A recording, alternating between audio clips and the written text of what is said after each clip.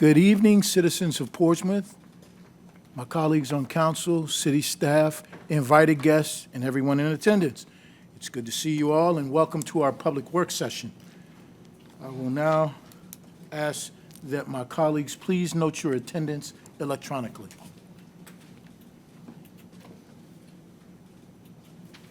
Five members of City Council are present. Thank you, Madam Clerk. And I would now ask our city manager, Mr. Carter. Sir, you have the floor. Would you please proceed? Thank you, Mayor. Good evening, Mayor, Vice Mayor, council members, staff, and any invited guests. This afternoon, we have a few items to present to you today. On tap for discussion is the Cities United Community Safety presentation. We fortunate to have Mr. Anthony Smith here with us tonight to do that presentation. We also have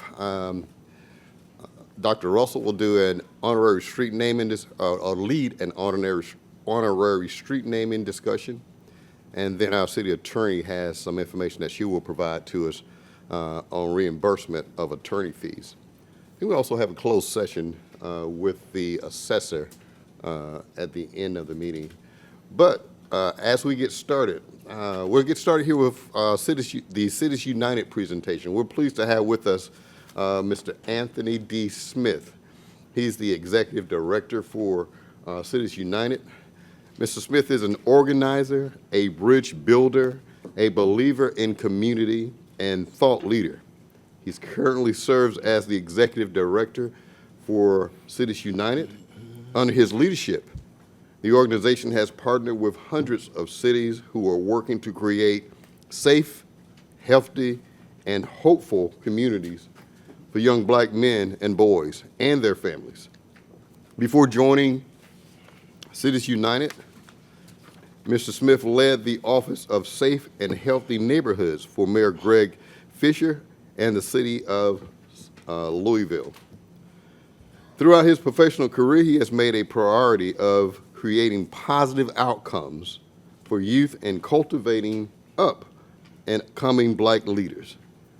Anthony was born, raised, and still lives in Louisville with his wife and family. Mrs. Smith earned a bachelor's degree in political science with a minor in legal studies from Northern Kentucky University. I present to you Mr. Smith. Thank you, sir. Good evening, folks, Mayor, Vice Mayor, and council members, and also to the folks of Portsmouth. Thank you for having us and allowing us to be a part of your meeting today. Just got in and off the plane, excited to be here with you all for a couple of hours as I talk through what the work Cities United does and how we do it in partnership with the cities across the country.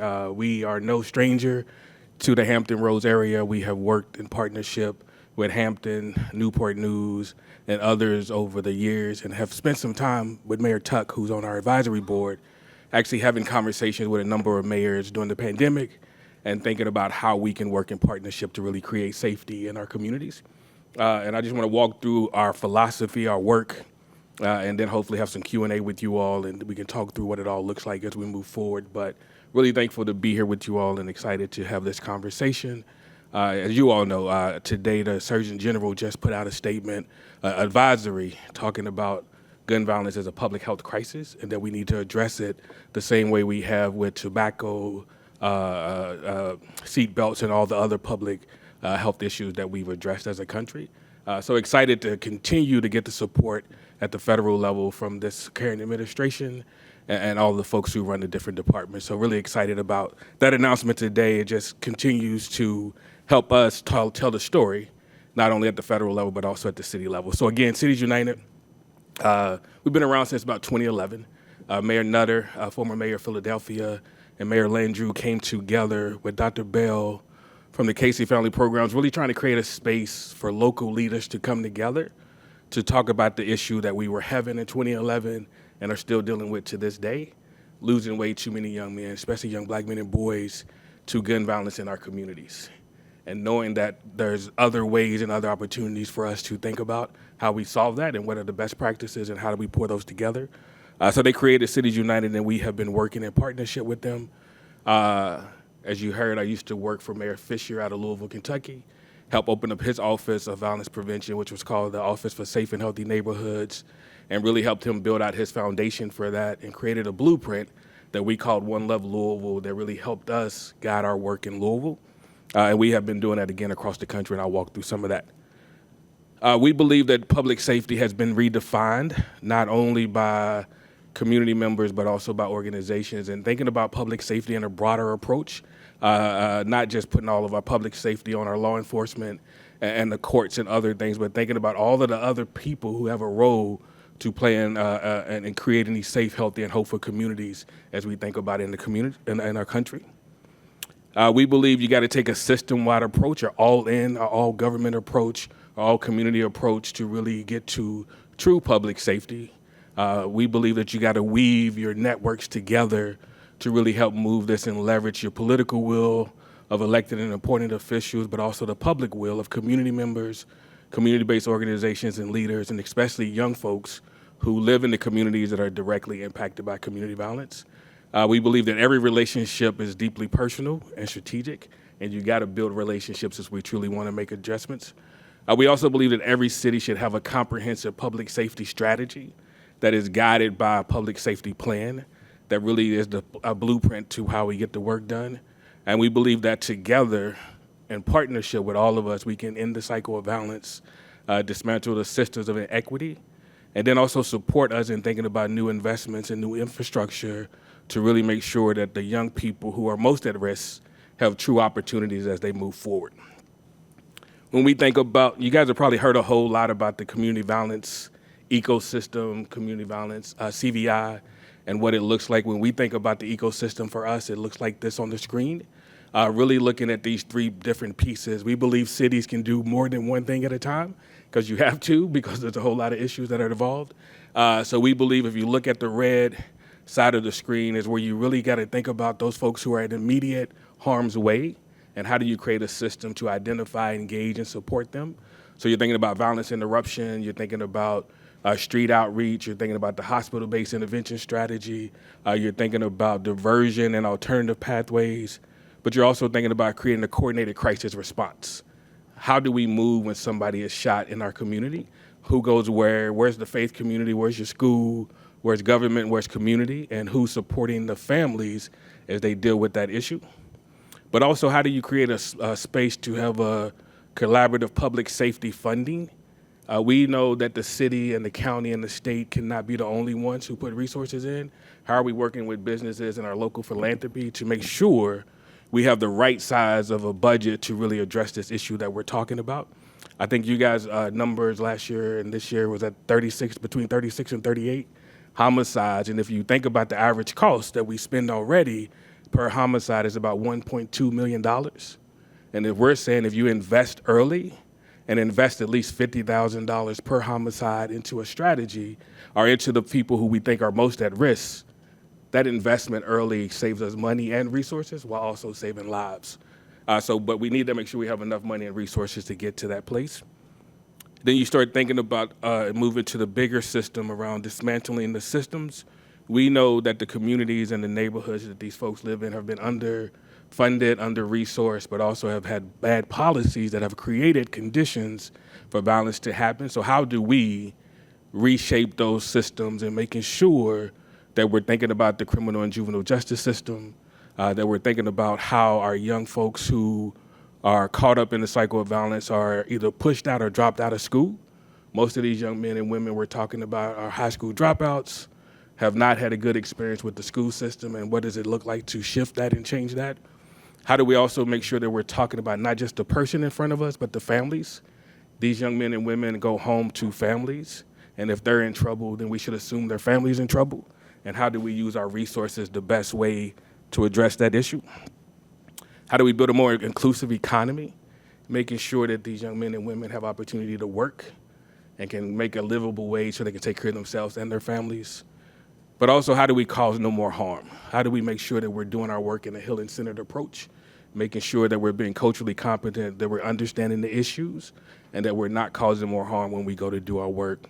And then if you look at the lastly, more upstream work, it's really around making sure that we can asset the city and the philanthropy spending, paying attention to making sure that our policies and procedures have an anti-racism framework, and also making sure that we are implementing an asset frame conversation or communication tool where we're talking about the people in the communities that we're working in an asset framing conversation, and not talking about folks as criminals, thugs, and degenerates, but we know these are folks who have been put in situations that sometimes these are the only opportunities they think they have. So how do we make sure that we're talking about the community in a way that shows that we love and support? And then again, as you can see, when we think about our work across the country and also here, we're talking about supporting young black men and boys who are most at risk of being impacted by gun violence. We believe you got to build a comprehensive cross-sector table where you have all of these folks who are connected to young black men and boys and their families who can help us identify, engage, and support them. So it means you got to make sure you have your school system, your law enforcement folks, all of your local agencies and departments, philanthropy. I've said this a couple of times, but young folks must be at the table, especially young folks who are directly impacted by this issue. Your mayors, your city managers, your other elected officials, the families of the young black men and boys, public safety representatives, community partners, and community-based organizations all got to be at the table on a consistent basis, talking about the future of the city, but also the future that includes these young men and boys in the process. And again, y'all heard me say that the Surgeon General added his voice to this conversation and had really declared gun violence as a public health crisis and have put together a set of recommendations. If you haven't downloaded it, I would recommend. I haven't read it yet. I just got it on the plane. It's a 44-page document that they just released that I think is going to really help shape the way that this country thinks about this issue. So really thinking about how we move. But the narrative around gun violence is not that it's a public health issue. We talk about it more as a criminal issue and a crime issue, and not the public health crisis that it is. And we're pushing for us all to think about it different and shift our current mental models around what public safety is, but also think about how we don't just go to punitive measures and how we address systematic racism. So therefore, when we think about public safety and the vision that we're sharing, it lags behind in many places because we still have one way of thinking about what public safety is. So we're also asking folks to think about this when I talked about the implementing asset framing conversation. It's like the new narrative around how we address this work, how we get the work done, and who's responsible for it. And when we're talking about young black men and boys, talking about them in a holistic way and about all of who they are and about their hopes and dreams and creating a space for them to continue to have those. I talked a lot already about this. We want every city to have a comprehensive public safety plan that will guide your work for the next 5 to 10 years. Like, what do we want the future to hold in Portsmouth for our young black men and boys who are most at risk of being impacted by gun violence? For us, it's a written document that includes a long-term vision that for those who are most impacted by violence, that also has goals and action steps to help us attain that vision. We have publicly identified goal owners, timelines to achieve each goal, and an accountability structure. But most importantly, this is developed in partnership with community, government, philanthropy, and those most impacted by community violence. We believe a public safety plan is a living document that adapts to what's happening in the community. So this is based on data and based on what's happening every day in our community. So we're asking folks to update these plans annually. So there's not just a stagnant plan that you put out once a year, but that you come back with community and update it based on progress, based on things that we're still challenging with, and based on new information that we have, right? So it's not just a stagnant document that you drop. It's one that you put out and you update on the regular.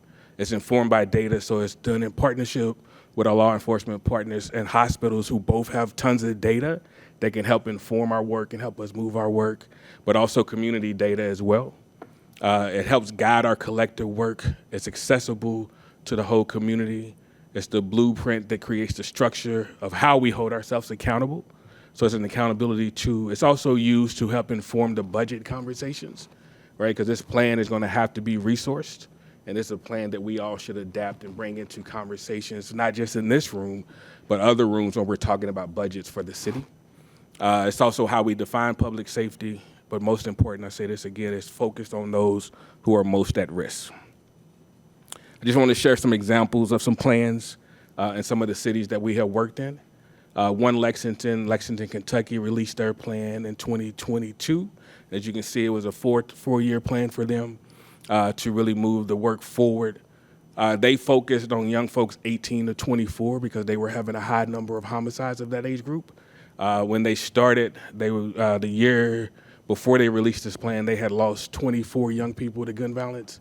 The year that they released the plan and started implementing it, they dropped that by 50%, and they continue to see their numbers go down. So again, when you're focused, have a strong plan, and you really move it forward with a lot of support, you can see some reductions. But more importantly, you see people being brought into the conversation. You see an infrastructure built out that will help you guide your work. This Safe Communities, Save Lives is out of Denver. This is their second iteration of their plan. Their first one they dropped in 2021. They just updated in 2023, and I don't have their numbers in my head.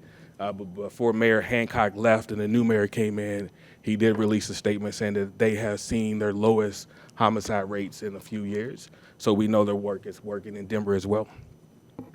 Baltimore. These are two big cities who, when you look at their numbers, you still question, but they both have seen reductions in places where they have focused their energy. When you look at the Baltimore City Plan, Comprehensive Plan, they released this in 2021 under Mayor Scott, and then Director Shantae Jackson's leadership. Their goal was to work only in the Western District for the first year. They saw a 38% reduction there, so now they're expanding their plan across the city. Philadelphia, whose plan was released in 2019, under the former mayor, new mayor now has it. They also were able to invest about $157 million in their work and are seeing the reductions pay off as well. Houston dropped their plan, and they're in the process of updating their plan, the Houston Peace Plan. And then Milwaukee, out of Milwaukee, Wisconsin, put out the Blueprint for Life, which is a 10-year plan. So again, these are long-term visions, done in partnership with community, focus on those who are most at risk, and creating strategies where we can identify, engage, and support those young men and women so that we can not only save their lives, but get them to better opportunities so that we can have a better city for them and ourselves. And again, you've heard me say this over and over again, we are working in partnership with cities to build a comprehensive ecosystem where we can identify, engage, and support those who are most at risk. Because that's what you all are trying to get to, as a place where we can identify those folks who are at risk, engage them, and support them so that they don't see gun violence as the way, but they also see that they have better opportunities in Portsmouth for them to live a long, successful life. This is our system. I just want to put it back in front of you again so that you understand what this is. And then how we get folks to this and to the comprehensive plan is through our roadmap. So we have a roadmap that we come in and work city through. It's our 5-stage planning process. And then the first stage is to preparing the plan. It's helping to set the table. It's helping to bring the right key stakeholders to the table. It's around helping raise awareness of the issue so that people understand what we're doing, what the issue is, and how we're going to address it. But it's also a piece where we start looking at the data.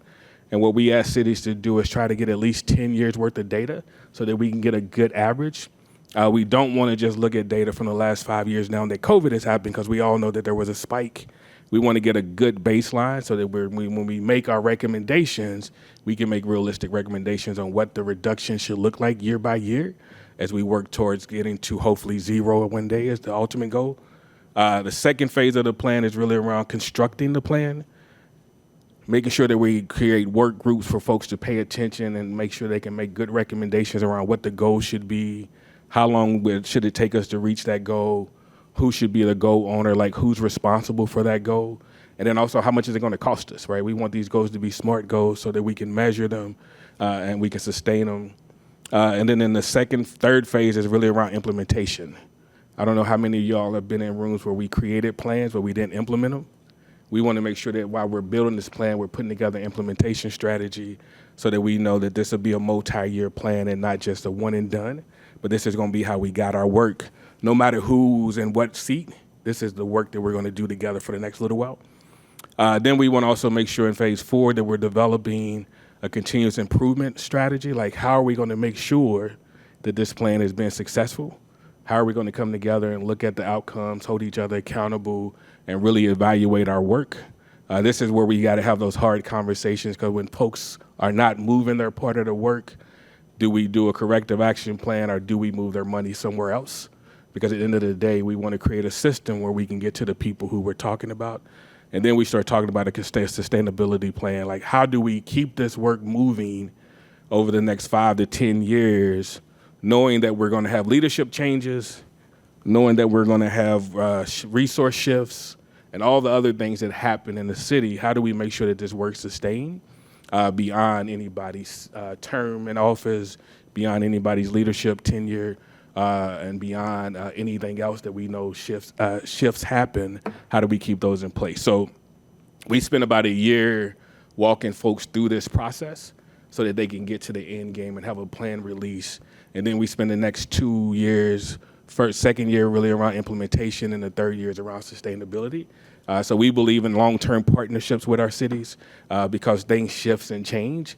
And we believe that the coaching and the TA we provide not only helps the city continue to move their plan, but also brings in new things, because we work with a bunch of cities across the country, and we're one of the leaders in the field. We can bring in new ideas as we move the work forward. So a little bit about how we work. I just talked a little bit about it. So we come in and with a city, put together monthly calls. We support the development of the smart action items, like what goals are going to be there. We help think about doing a funding scan and a capital alignment report, strategic planning visits, and you'll see more about that on the next stage. We'd like to make sure we're building relationships with the folks who we're working with and partnering with. Evaluation, sustainability plan, coaching and core for the core team and identify stakeholders, supporting with communication, supporting with enhancing your CVI ecosystem, data and analysis support, continuous improvement and monitoring. We do have a national platform that we like to make sure that we highlight our cities on. As you just saw, I highlighted some of the cities we worked with before, and develop an accountability table, and then young leader engagement. This breaks down the 3-year strategy, how we work with cities. First year, as you can see, very busy year. We're talking to you every month. We're on the ground 6 times a year. And we're working in close partnership with the folks who we build together the team with to make sure that they're getting to a place where they're ready to build out that comprehensive public safety plan and release it to community, developing the communication strategy. And then if you see the 4th year, our site visits reduced. We go down to 4, but we're still on monthly calls with the team. We're still setting up spaces to showcase your work. We're setting up times for you to do peer-to-peer site visits where you can go see what other cities are doing, or we're bringing other cities to your city to see what you're doing. This is where we also do the funding scan, and we create monthly meetings for you all to share our progress with community, because it's the time we believe you need to talk a lot to community, because if you're not talking to community, then they don't think anything's happening. And then when you come in and say all of this stuff is happening, it feels like you're defending yourself. But if you create a space where we just constantly sharing, then everybody's on the same page. And then in the 3rd year, we could do funder engagement, evaluation of the comprehensive plan, assessment of the current spending, host citywide meetings, biweekly calls, and then opportunities to showcase your work at our convening. So that's how we work with cities. That's our philosophy of what we believe, and really excited to be, again, have this conversation with you all and just sharing our work and seeing what's possible to be supportive. So thank you, Mayor, Vice Mayor, and council members. Open for questions. Is that right, City Manager? Dr. Whitaker, sir, you have the floor. Yes, thank you, Mr. Smith, for the presentation. How many years has this organization been operating with cities to generate plans? So we've been around since 2011. When I came on in 2015, is when I started building the team out. We have had a full team in place since about 2022. So we've been around since 2011, giving out resources for folks to build plans, but really just got to the full capacity of 2021, 2022. So over that time period, you've gathered, I guess, a lot of data from these cities. Yes, sir. So has that data been evaluated to determine the validity and reliability of the plans that you have put in place in these cities? No, sir. That's one of the things that we're working on now, and is now going into evaluation. But we have not done an evaluation of what's different in our cities because we showed up yet. Right. So if you have not, you've been in existence since 2011 and gathering data, and you have not done an evaluation to determine the validity or the reliability of your plans, then how is it that you know that your plan is what is actually causing any sort of change in these cities if there has not been any type of evaluation of reliability or validity? Yeah, good question. And I think at the end of the day, I don't think any of the things that we put in place across the country are direct causation. I think it's a combination of all of it. So I can't say 100% sure, but I can say when plans are in place in the cities that we're working at, we see a reduction. I can't say that we caused it, Right. but I do know when we are in cities helping them develop strategies and develop their plans, we do see reductions. Right, and you know, that's a very important issue as to whether what is being done is actually the cause. Because both you and I know that crime occurs on a cyclical basis. That's why you mentioned about the COVID. And the spiking. So as far as the plan being the actual cause, we don't know that. No. We don't know. No. And also, I noticed that within the plans, we know that the root cause of crime deals with poverty, the socioeconomic conditions of people. And if a city is not committed to addressing those issues, I don't care what plan you have in place, if we do not elevate the quality of life for people, it doesn't make a difference. And I haven't seen in any city where those who have traditionally been in power are willing to distribute wealth. And so I'm just questioning Yeah, I hear you. whether, it sounds good. I think from a political standpoint, a lot of politicians want to present something to the people. But what the people really need are issues that are going to address the quality of life of people, living wages, how do we get them out of poverty, minority contracting, okay? And so I appreciate the presentation, but absent any type of evaluation over this time period, I don't know how we could really rely on the information that's being presented. I can appreciate that. Councilman Hugo, sir, you have the floor. Yeah, thanks, Mr. Mayor, and I appreciate Councilman Whitaker's line of questioning. I think we decided as a council more than 9 months ago that we needed a plan to tackle our gun violence issue. So far, that's resulted in a decision to create a task force that's not chartered yet. It took us 7 months to decide who was going to represent the community on that task force. And that task force now, 2 months later, still isn't chartered. So I'm to the point, and this is not a political thing, this is a let's get to work thing. We need a comprehensive plan. And even if there are elements of it that are wrong, a 80% plan executed vigorously is going to help us tie together some things that are currently not tied together, in my opinion.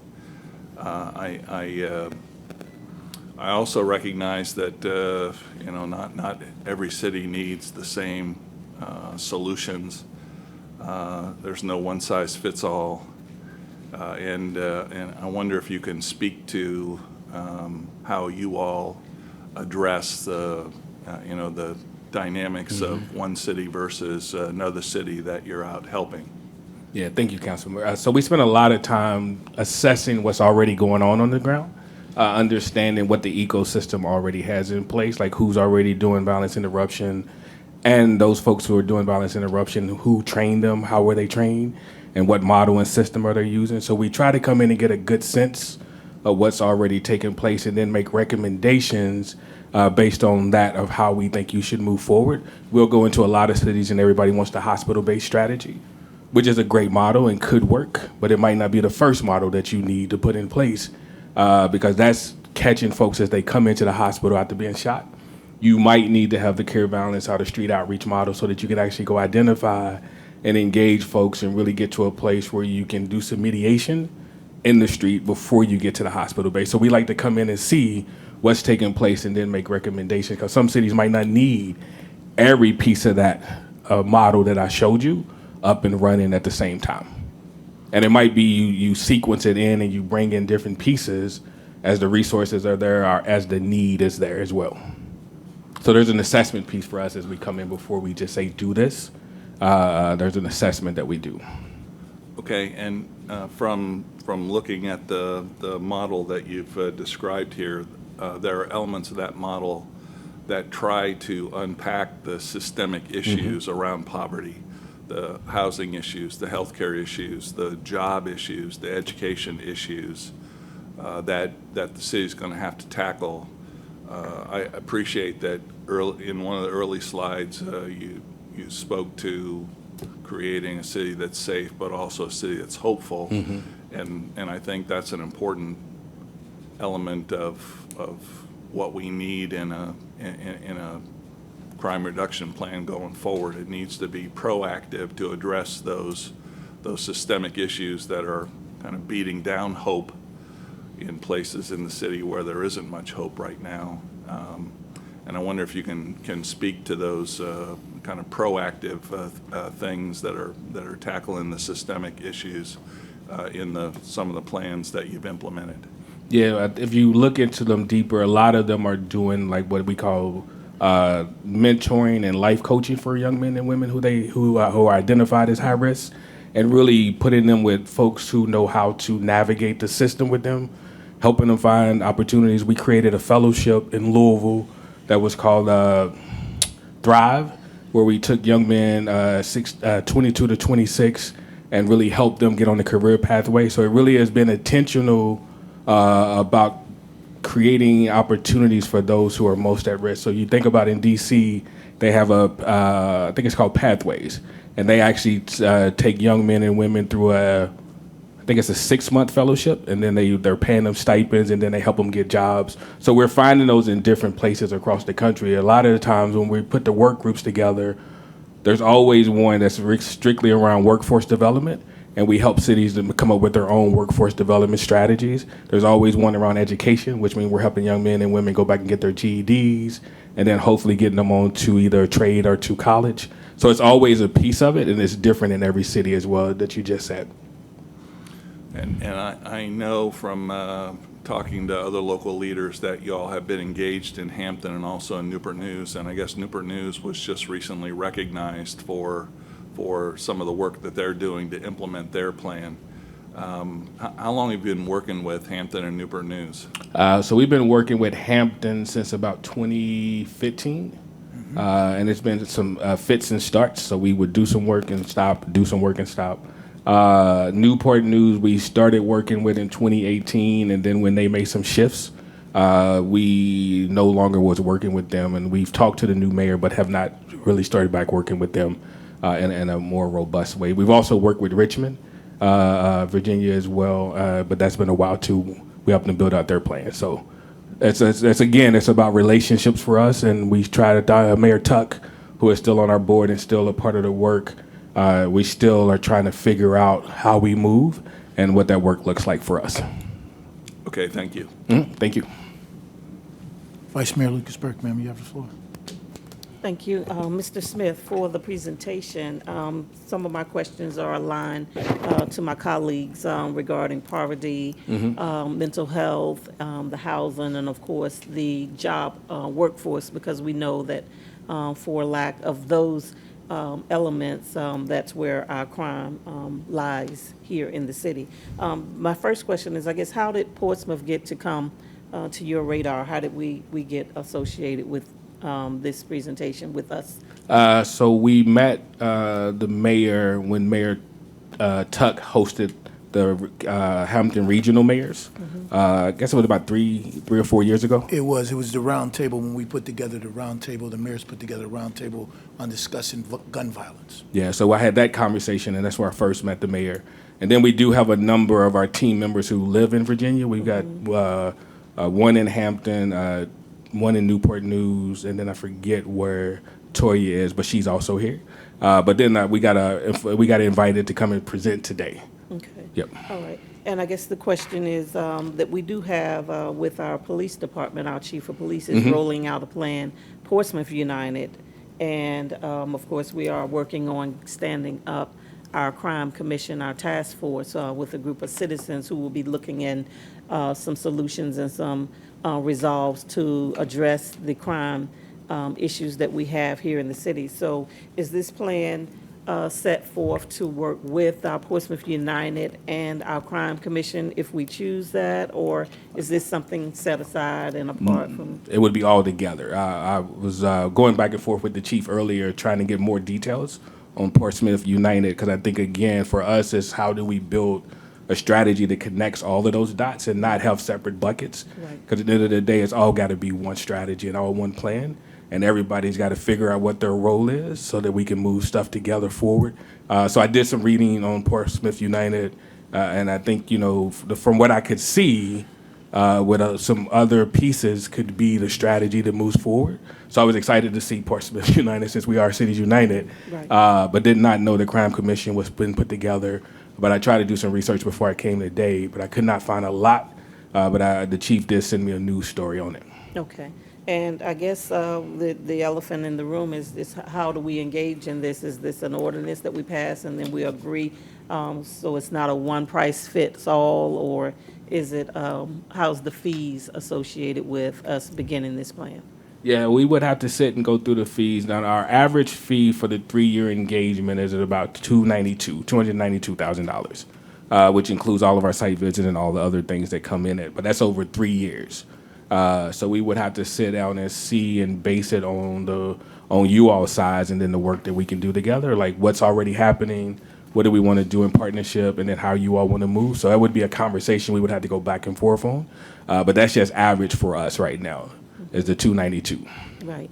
And I know our partners in the General Assembly had put forth some funding through Safer Communities, and there is a pot of funding that we possibly, our police chief may be using for Portsmouth United. Okay. So I just wanted to know, if there was a price fix, or is it, one that's, geared to the city, or what we want, what we didn't want, or how long it would take to implement? Because I hear you mention some of the other cities started in 2018 and 2019 and stop and go, and just, was wondering how Yeah. all of that was factored into cost elements for the city. And I guess the council would have to determine if that's something we would move forward with funding.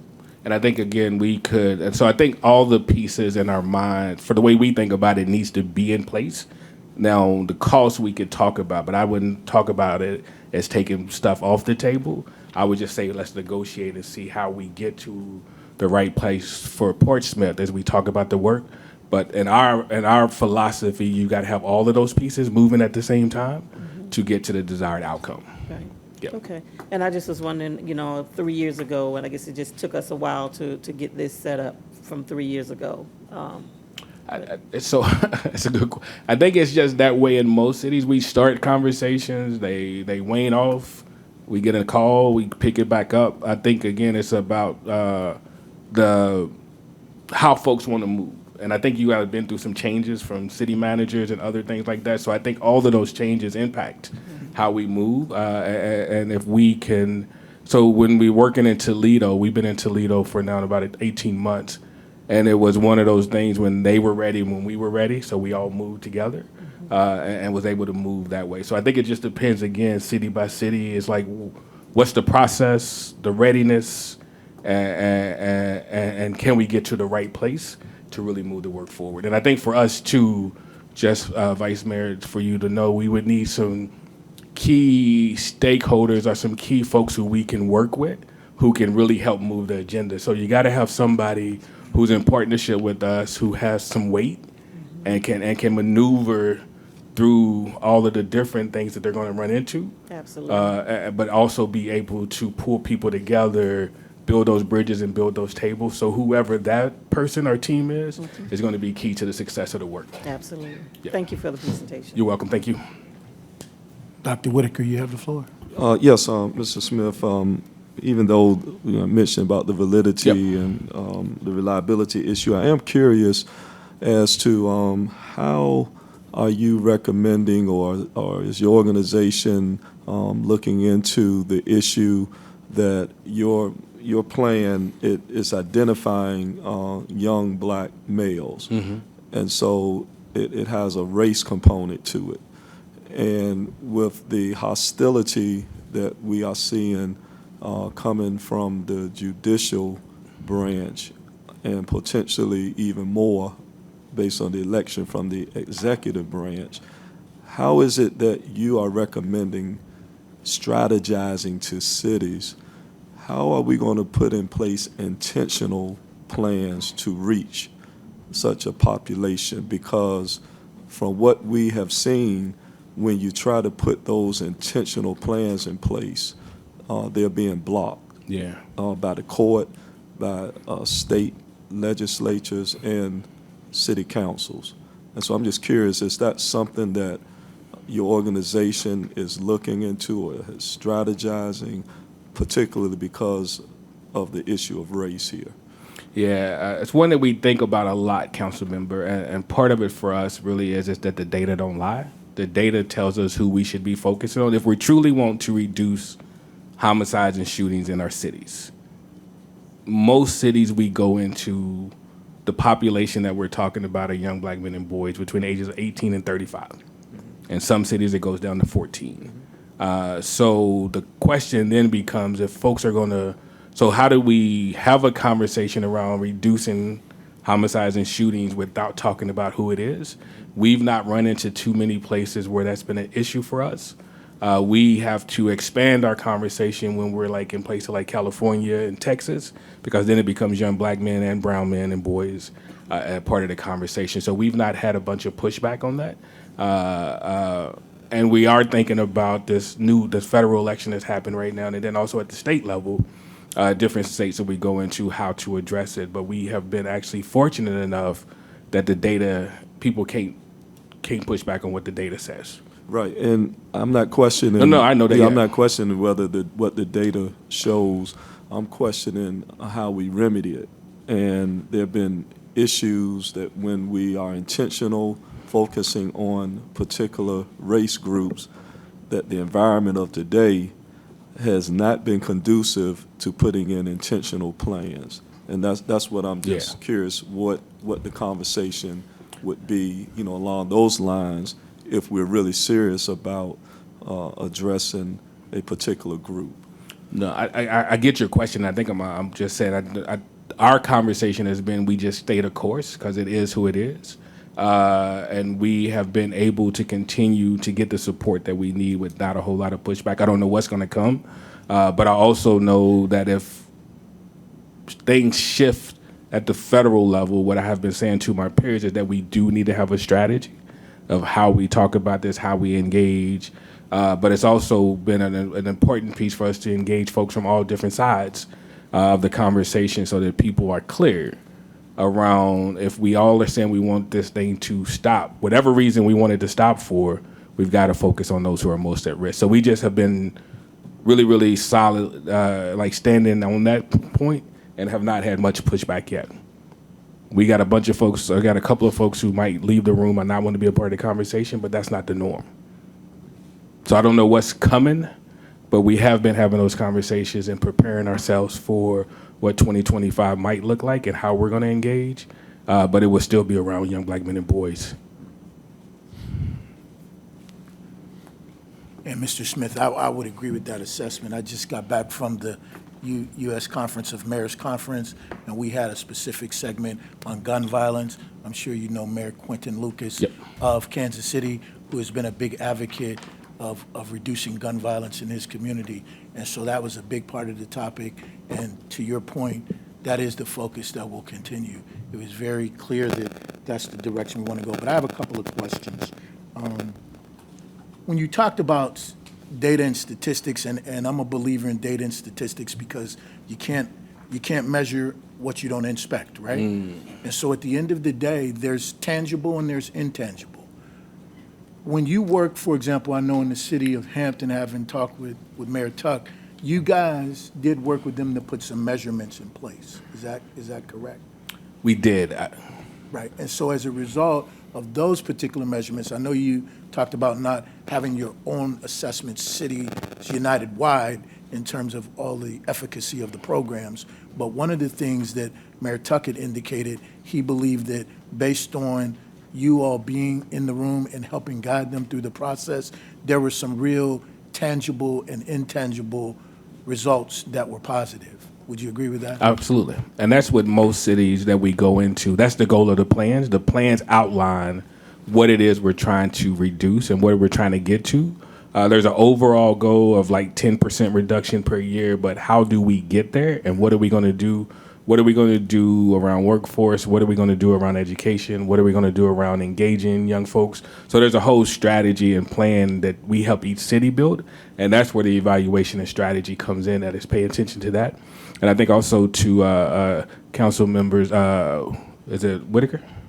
Point around evaluation, most of the strategies that we ask folks to put in place, those have all been evaluated and have a lot of research behind them. So there's not like we don't have any.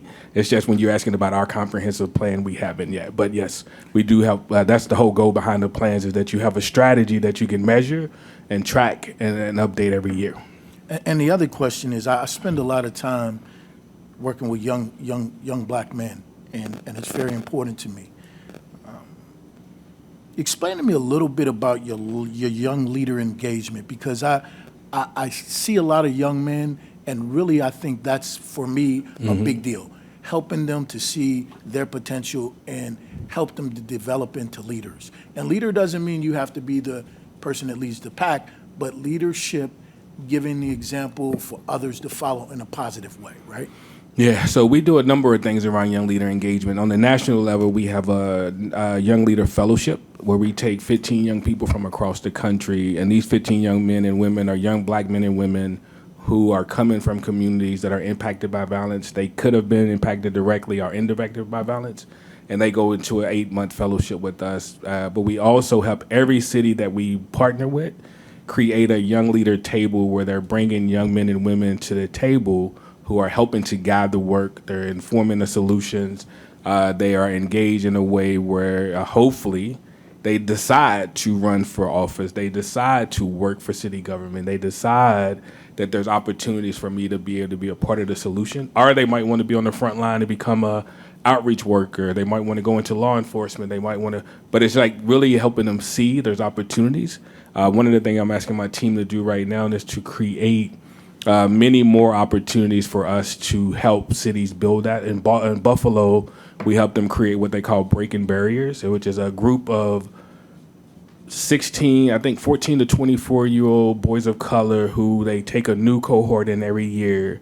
And this cohort of young men get to help talk to policymakers and make policy recommendations. They get to understand what policy is. They get to talk to the mayor, the superintendent, and other key stakeholders to really help them understand what life is like for them as a young man of color in Buffalo. When you think about the work in Denver, we help them put together what they call their youth action table. And again, you've got young men and women who come from the communities that are most impacted, who sit at the table with decision makers, helping them think about what the decisions need to be so that they can have better outcomes, right? So we want that in every city. And we really don't do work in a city unless there's space for us to bring young folks in. And we do that in partnership with hopefully a community-based organization that's already working with young people and or with that team that I talked about who's going to help guide and direct the work. And so one of the things I recommended that we include in our task force, some young people, preferably a young man and a young woman. Is that something that would be a good start? It depends on how big your task force is. How big is it going to be? I think close to 9 or 10 people. 9 or 10 people. Yes, as long as they're getting paid. I would also always advocate that they get paid because most of the time when we sit around tables and have young people at the table, we're all on the clock, but they're not.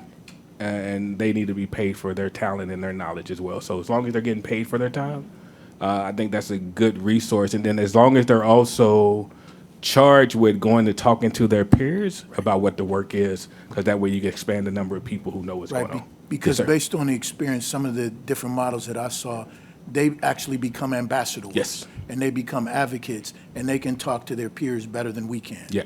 So that's a Absolutely. good thing. Thank you so much, Mr. Smith, for being here today. This has been very productive. We appreciate the work that you do with Cities United. I'm a fan, and I hope that we can come to a conclusion as a council to look into further working with you and your team. Thank you, Mayor. Thank you all. Appreciate your time.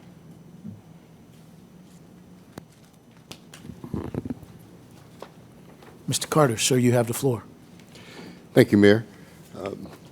Ms. Russell is the next presenter to speak to us tonight. This is going to concern the honorary street naming process. I think this has been before you a couple times before. She's going to try and corral that conversation into a path for us to move forward with. Ms. Russell?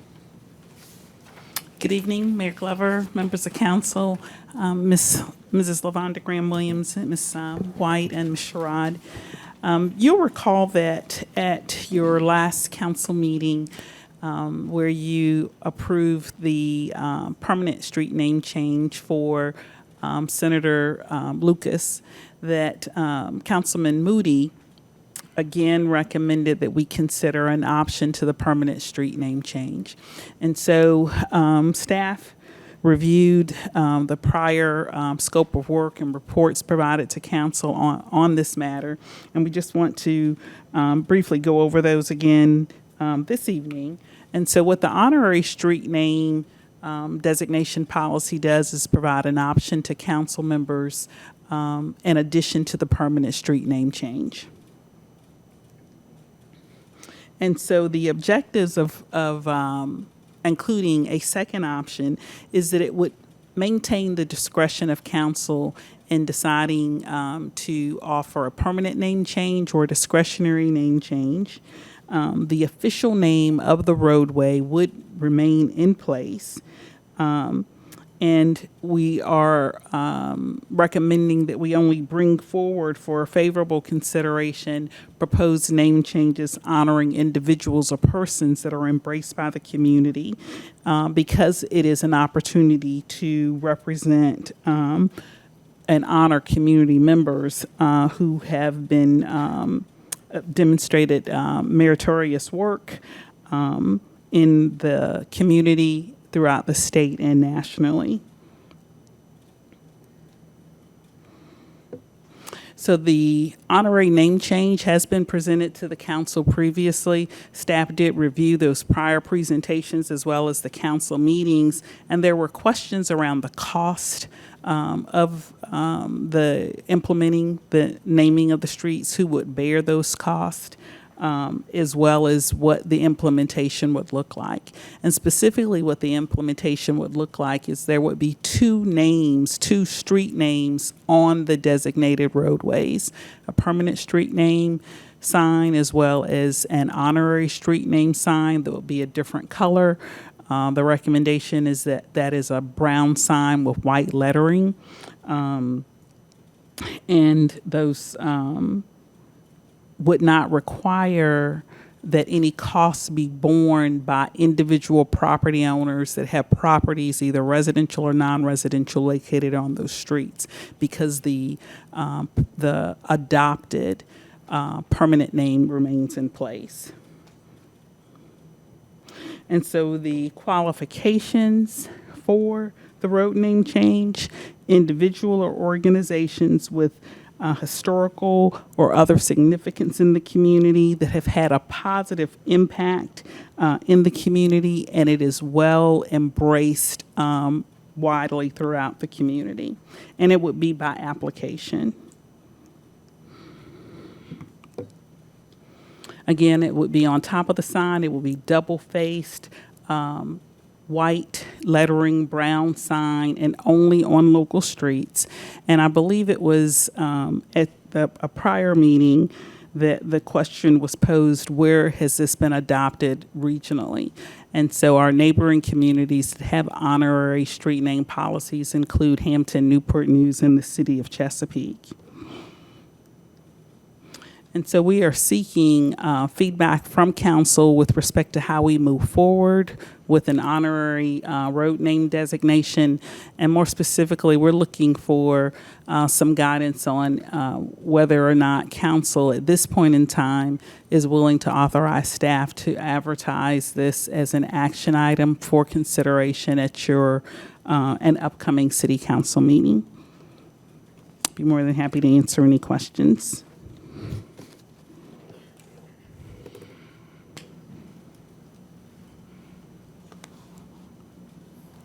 Ms. Russell, I do have a question. Yes, sir. So just so I'm clear, on the honorary naming, that would not change the street name specifically? No, sir. It would just provide an honorary name placard in the color that you had indicated, and that would be placed somewhere on the street pole or something in that vicinity? Yes, sir. Okay. Thank you. Vice Mayor Lucas Burke, ma'am, you have the floor. Thank you, Ms. Russell, for the presentation. So does this require any public input, like a public hearing? Or is it specifically for council to make the final decisions on? I did say public hearing, didn't I? So it's a policy. Okay. It would be a policy if approved by the council, and I'm going to defer to Mrs. Graham-Williams.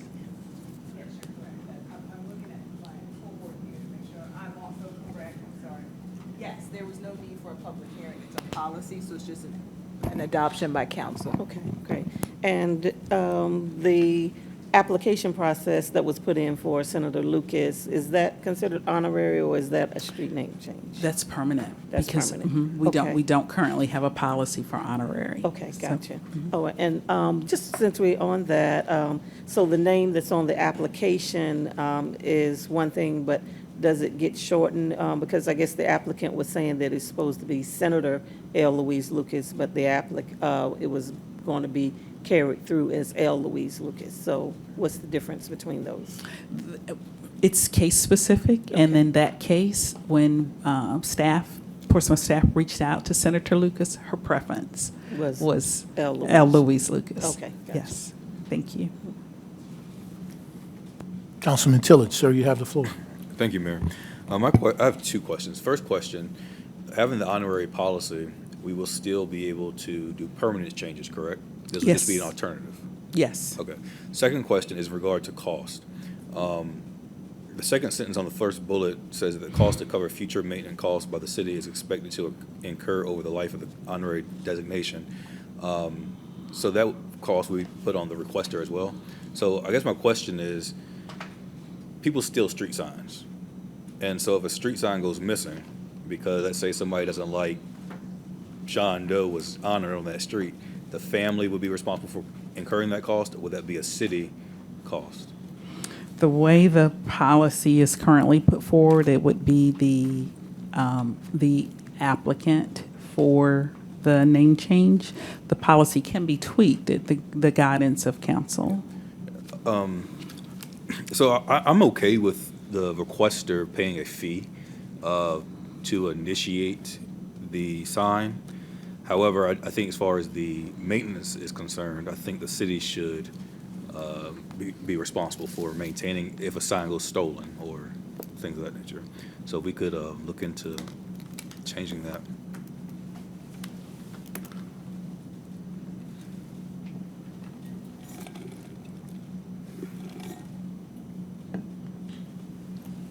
Are there any other questions? Thank you, Ms. Russell. Thank you.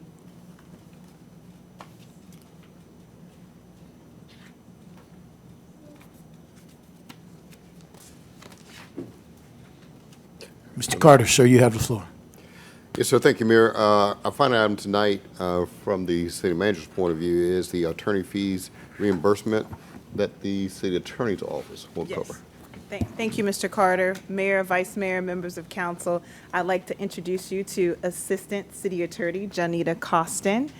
Ms. Costin will be presenting what will end up being a recap of this statutory availability. And within that recap, she will be presenting to you the two attorneys who are seeking your approval of their reimbursement of fees according to this code section.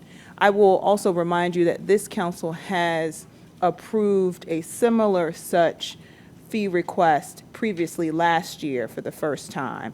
These are two additional requests, and I will now leave the presentation to Ms. Costin. Thank you, Ms. Costin. Thank you, Ms. Graham-Williams. Good evening, members of City Council, Vice Mayor, as well as Madam Clerk, Ms. Sherrod, and staff. It's a pleasure to present this to you this evening. This is just, as Ms. Graham-Williams pointed out, a recap of the reimbursement of legal fees and expenses for law enforcement officers. Virginia Code 15.2-1711 is where the authority comes from. It says if any law enforcement officer is investigated, arrested, or indicted, or otherwise prosecuted on any criminal charge arising out of any act committed in the discharge of his official duties, and no charges are brought, the charge is subsequently dismissed, or upon trial is found not guilty, the governing body may reimburse such officer for reasonable legal fees and expenses incurred in his or her defense, reimbursement to be paid from the treasury of the locality. That's a brief summation. If it is the will of council, I can read the entire code section, but there is a separate a second paragraph, which essentially gives for reimbursements for sheriffs or law enforcement officers in the sheriff's employee. As far as from the compensation board, can pay 2/3 to the locality. Moving on, the two cases are Commonwealth of Virginia v. Officer Vincent McLean. Upon Officer McLean's second indictment, he was found not guilty of the criminal charges against him. His attorneys submitted an invoice for legal services rendered for a total request of $176,865 for reimbursement. His attorneys are here to answer any questions council may have. Mr. Michael Massey, as well as Mr. Michael Massey, as well as Mr. Nathan Chapman is present.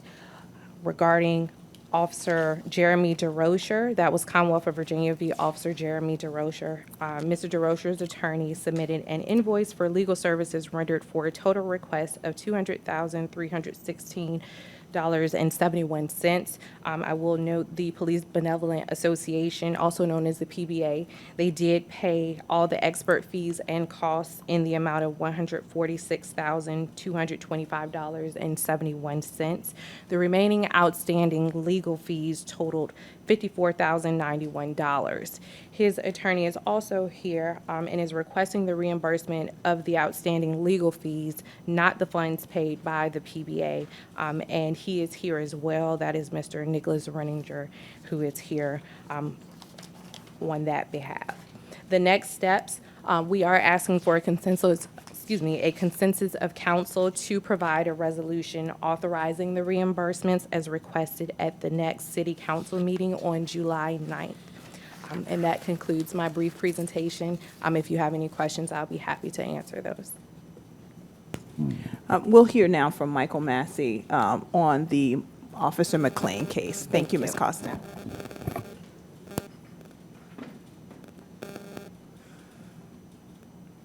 Good afternoon, City Council.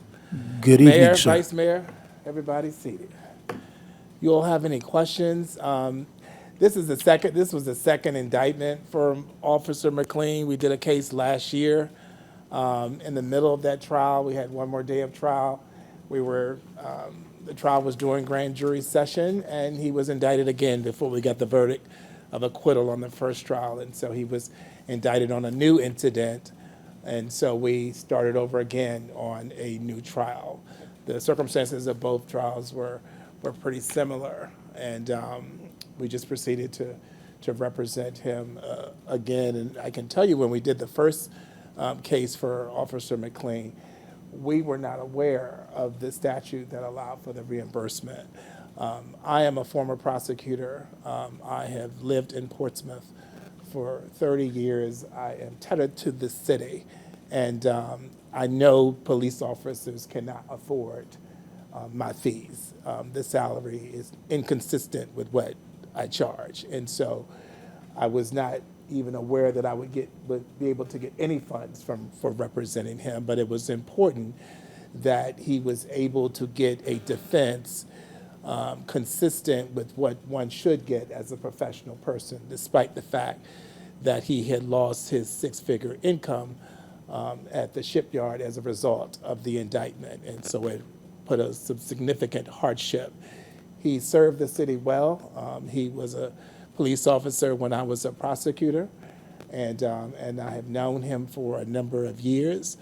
There was not evidence to support these charges, but he is not the person who made the decision on whether the charges were going to be brought. Those were made by someone else. And so we thought it important, Mr. Chapman and Mr. Scott and I, to assist him, and that's what we did.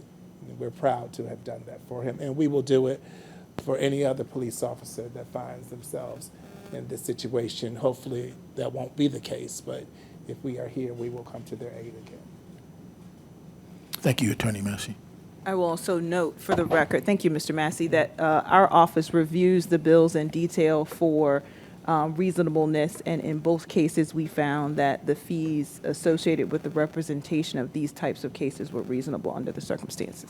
Thank you. And there were 3 attorneys on both of the cases, and so, Thank you, sir. yes, sir. All right. Vice Mayor Lucasberg, just you can remain. She may have a question for you, sir. Yeah, the questions are for Mr. Massey, Attorney Massey and Chapman.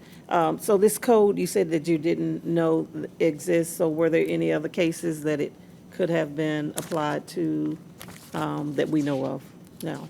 Not that I am aware of. I can't remember before the DeRoche case. I could not and cannot remember another case wherein a police officer was indicted and acquitted. There were some cases with police officers, but they were found guilty of something. Right. This statute requires that they be acquitted, and so these are the only cases I'm aware of that they were acquitted. Okay, that's the question. Thank you. Thank you, attorneys. Thank you. We All right. appreciate your time. At this time, okay, go ahead. Thank you. Next up, we have Mr. Reninger. Thank you so much. If you could approach and give your information on the DeRocher case. Thank you. Thank you. Good evening, Mayor, Vice Mayor, esteemed council members and staff. Thank you for inviting me here this evening to present on this particular issue and answer any questions that you might have. For me, this was actually my first defense of a police officer who was charged under these circumstances. After the conclusion of the case, this particular statute was brought to my attention. And I would point out that I was involved in this case from day one, literally the day of the shooting incident. I responded to the scene on October 29, 2017, and I was able to meet with my client. And fortunately, Officer DeRocher had the services of the Police Benevolent Association, who was able to assist him in providing resources to retain an attorney right from the beginning, right from the outset of the investigation. And so my firm and I were able to assist him through the process of the investigation from the day of the incident on October 29 in 2017 through the indictment, which actually occurred almost a year later, just a year and a day later, November of 2018, when he was indicted on 2 counts. One was aggravated malicious wounding, and the other was use of a firearm in the commission of a felony. And then based upon a series of events, COVID was certainly involved. The prosecuting attorneys who were involved in the case also changed hands. There were numerous continuances, and so the entire matter really spanned 7 years by the time it occurred, the incident, until we went to trial on December 4th of 23, I'm sorry, and that did result in an acquittal after a 4-day jury trial. So we did put a lot of hours in it. Mr. DeRocher, Officer DeRocher, was represented not only by myself, but also another attorney in my firm before she took the bench, and then co-counsel Don Scott ultimately stepped in and helped me finish up the case. So he really had the representation of three different attorneys throughout this entire process. The costs involved with the private investigator and a use of force expert, as well as a video expert to enhance and deal with the body-worn camera footage and so forth, were extraordinary. Fortunately, as I said, the Police Benevolent Association fronted those costs. The statute does not seem to make any distinction about reimbursement, whether it be to an entity or the firm or the police officer. But I do think this is an important issue for this council to take up, as not all police officers may have the resources of the Police Benevolent Association to assist them in this regard. So we did provide a detailed invoice to City Council that outlines all of the work we put into the case. We are happy that it did result in the conclusion that it did. Officer DeRocher started off. Really, that was one of his first calls to an armed burglary back in 2017. He was just a rookie at the time. So fortunately, he's been able to maintain his employment with the police department to this day. He is employed by the Portsmouth Police Department and serving the city in this capacity. So thank you for your consideration. If there are any questions, I'm happy to take them at this time. Vice Mayor Lucas Burke, ma'am, you have the floor. Just one question, Yes. and I guess how does some officers have the resources of the PBA and other officers do not? My understanding that it's available for any police officer that wants to avail him or herself of it. Now, some police departments may not participate in it. For example, if they have a police union, for example, that forecloses the possibility of them also participating in this. But most police departments do. It's just a matter of educating the police officers that there is this resource available, that they can sign up for it. It's almost like an insurance plan that they have to pay for every month. And some officers may think that they might not need it. And so I think there should be a concerted effort to educate the officers that this is a resource available for them. Thank you. All right, thank you. Thank you. And just like Mr. Massey's bill, we reviewed Mr. Renninger and his team's bill, and those charges were reasonable under the circumstances. And so he is only asking for the reimbursement of the outstanding legal fees. Thank you, Madam City Attorney. At this time, I would ask my colleagues for a consensus of council to provide a resolution authorizing the reimbursements as requested at the next City Council meeting on July 9th. If you would just give a show of hands for a consensus, we will proceed.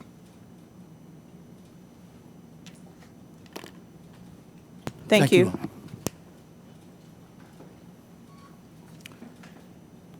Mr. Carter, sir, you have the floor. Actually, Mayor, that is the conclusion of the things that I have at this point. Thank you, Mr. Manager. Our next item is council liaison reports. Do we have any council liaison reports? Seeing none, I do have one mention I'd like to speak to my council colleagues about. I set on each seat a document or a booklet that I retrieved from the mayor's conference, and it's in regards to short-term rentals. It's a toolkit for setting regulations for policymakers. If you all remember, we have had previous discussions about short-term rentals as it relates to Airbnb. Currently, I do not believe we have a policy in place, and so it's time for us at the appointed time to really start thinking about how we move forward in the process. So I thought this would be a helpful tool for us just to look through and come back when we have our discussion, perhaps invite someone in to also help us come to some type of timeline on how we're going to implement a policy for Airbnb. So just wanted to let everybody know that. We do have a need for a closed session, And so if I could ask Vice Mayor Lucas Burke if you would read the closed session motion. Certainly. I move to go into a closed meeting, A, pursuant to Virginia Code subsection 2.2-3711A7, for the purpose of a briefing by staff members presenting to actual or probable litigation where such consultation or briefing in open meeting would adversely affect the negotiating or litigating posture of the public body, specifically regarding the value assessment pursuant to Division 2 of Chapter 35 of the City Code of Elizabeth Manor Golf Course, and B, pursuant to Virginia Code subsection 2.2-3711A1 for the purpose of discussing appointments to boards and commissions. We have a motion and a second. Would you please vote electronically?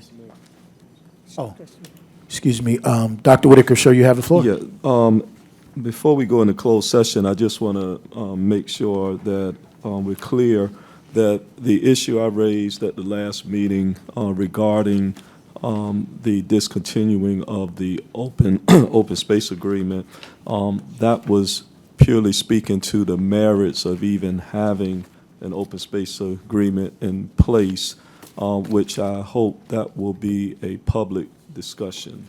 What's going to be discussed in closed session, that's not the issue that I raised. I'm just raising the issue of whether we even need to engage in open space agreements. So I just want to make that clear that I hope we will have that public discussion as well. Thank you, sir. Would everyone please vote electronically on the closed session?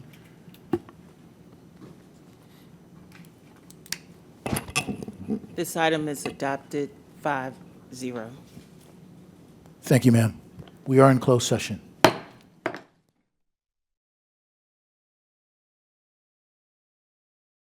Ladies and gentlemen, thank you for your patience. We do have a need to certify coming out of closed session, and at this time, I would ask Vice Mayor Lisa Lucas Burke if you would please read the certification. I will. I hereby move that each council member certify that to the best of his or her knowledge, 1, only public business matters lawfully exempted from open meeting requirements under the Virginia Freedom of Information Act, and 2, only such public business matters as were identified in the motion by which the closed meeting was convened were heard, discussed, or considered in the closed meeting just concluded. Second. We have a motion and a second. I would ask that my colleagues please vote electronically. This item is adopted 5-0. Thank you. That concludes our closed session and our work session. We will restart our regular council meeting at 7:30. So, ladies and gentlemen, 7:30 will be our start time. Thank you again for your patience.